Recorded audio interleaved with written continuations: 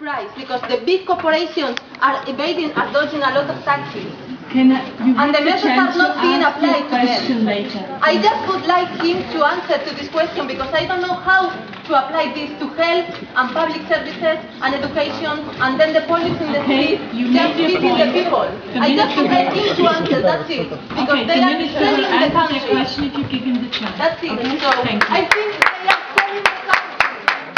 That's what Que no nos representan, que no nos representan, que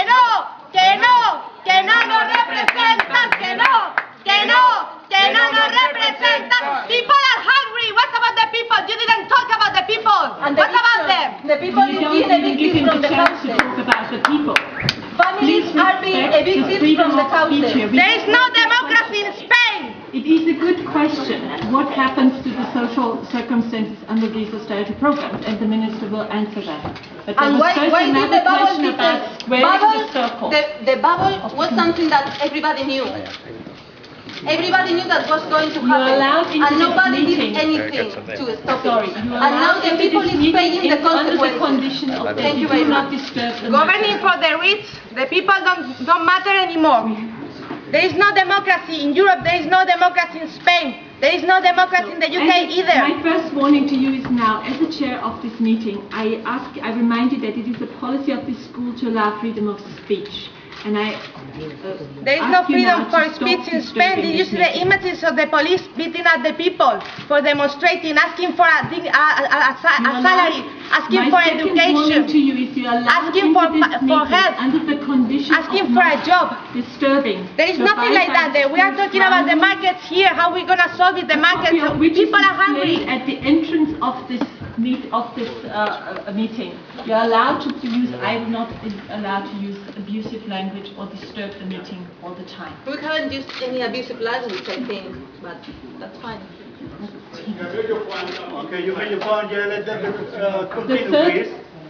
So that, So could you sit ladies down and gentlemen over there, there's a majority of people here who want to hear what the minister has to say. We will respond to that, sit but down? that We want to see him. is it. Okay? Thank you. So please go on. Could you put it down a little bit because I can't see anything? You can see anything.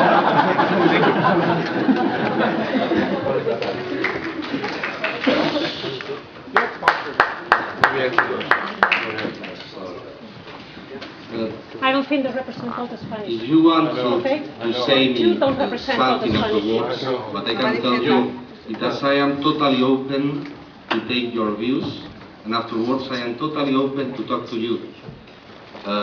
What I would ask you, if you allow me to say, is that I would like to reply to the question that have been put forward and have been asked by other people.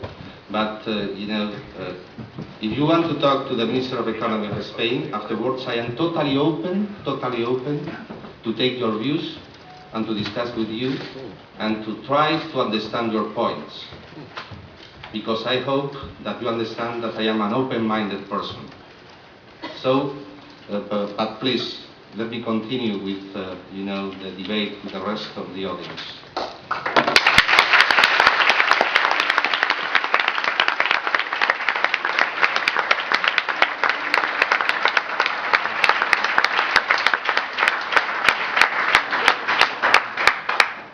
Well, to respect to the IMF question, I think that the IMF, there is a debate about the relationship between fiscal tightening and growth, and I think that is an interesting debate.